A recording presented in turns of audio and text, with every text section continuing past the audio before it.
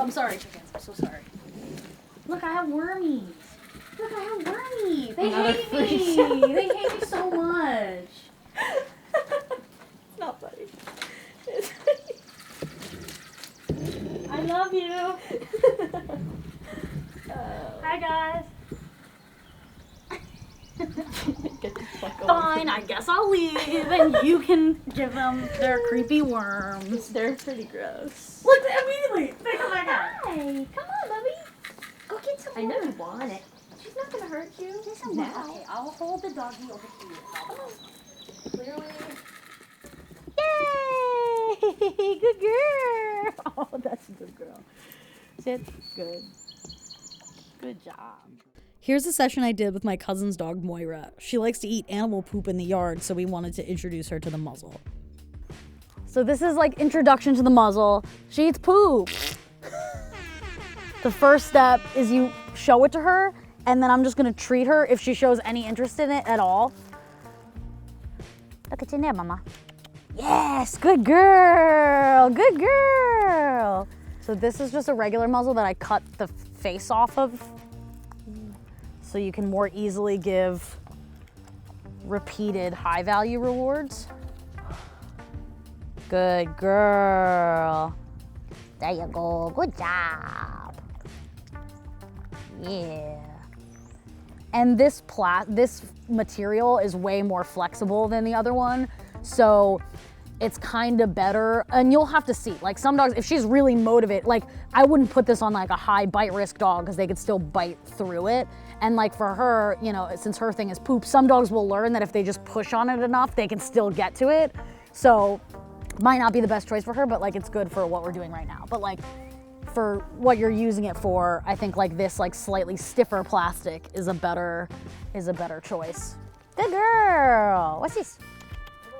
The muzzle with the face cut off is good for like once she's used to the clips, because then you can clip it and then give a lot of treats. Because the problem with this muzzle is that it doesn't have good treat holes, which is my beef with some of my other, I have other good muzzles, but I like this for once you're doing the straps, and then you can just continuously treat without worrying about getting like into the tiny holes.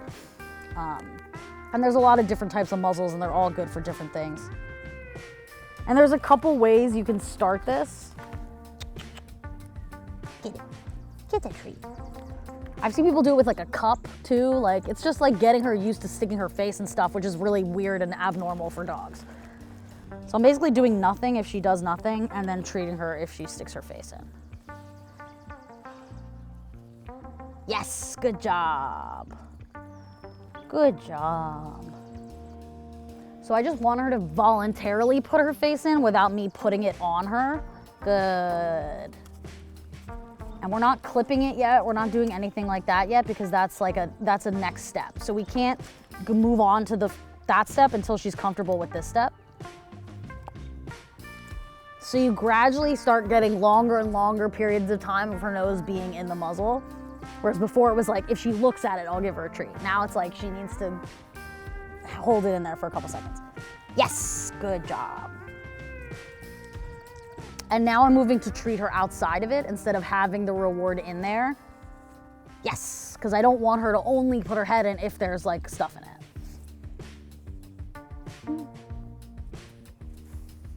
And I could give her like a muzzle command. I'm not really doing it yet because she doesn't know what it means, but once you've done a bunch of reps of this, then you can say like muzzle and present it, wait for her to put her face in, and then that muzzle cue just means put your face in the thing.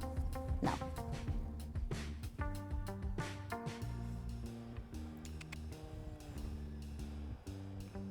And it's a lot of like being patient like this, because she's trying to outweight me and being like, maybe she'll just give it to me if I do nothing.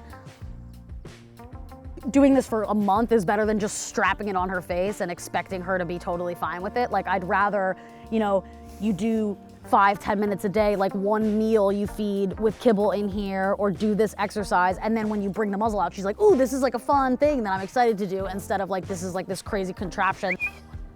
And it will depend on the dog and how intense they are and how food motivated they are, like for how long you want to drag this out. Like some dogs you might only want to do like 4 reps of this, and then they're going to get like bored or overstimulated, so you want to cut it short. That was a little bit cheating. Yes. Better though, do it better. No. Yes, good girl.